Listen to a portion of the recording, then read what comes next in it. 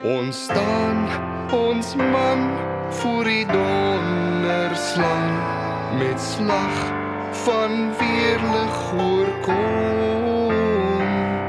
Deur vloed en vlam staan ons nasie saam, en slaan op die Afrika drom.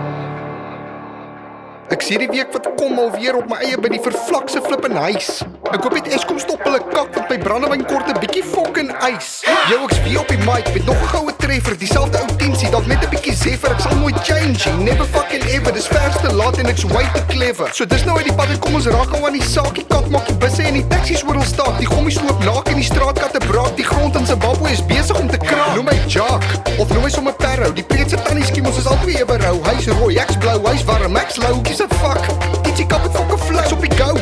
En die goue is fokke lekker, smaak in die bek soos 'n cream cheese cracker. Word wakker in die oggend langs 'n double whammy dekker. Saagsealing balke soos 'n John Deur trekker.